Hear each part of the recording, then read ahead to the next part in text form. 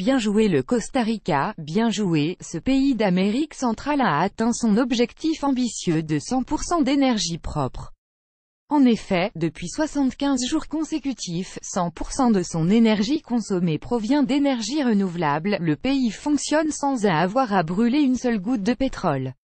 Grâce à de fortes précipitations cette année, les centrales hydroélectriques du Costa Rica génèrent à elles seules presque assez d'électricité pour alimenter l'ensemble du pays.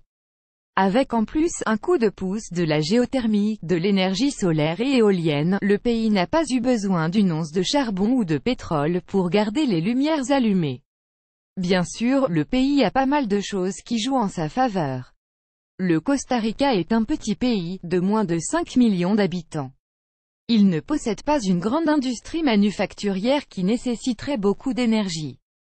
Et surtout, il est rempli de volcans et d'autres caractéristiques naturelles qui se prêtent à l'énergie renouvelable.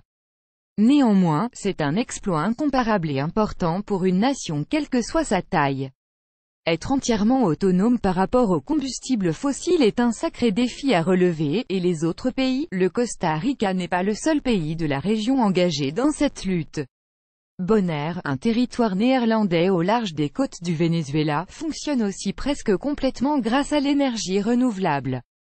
Il atteindra probablement les 100% rapidement, avec l'aide d'une source d'énergie encore inconnue, les algues. C'est ce qu'on appelle l'algocarburant. Largement poussé par la Chine, les investissements mondiaux sur les énergies renouvelables pourraient enfin devenir profitables cette année. Ce serait la première fois en 3 ans.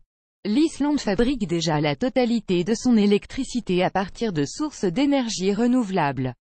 85% de son énergie globale est produite par des sources géothermiques et hydroélectriques.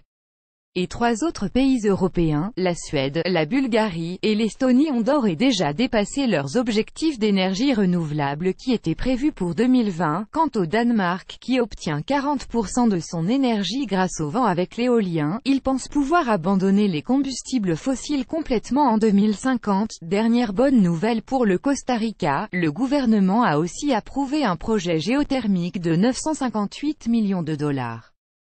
Comme quoi, quand on veut, on peut, quand une politique d'énergie renouvelable aussi ambitieuse en France.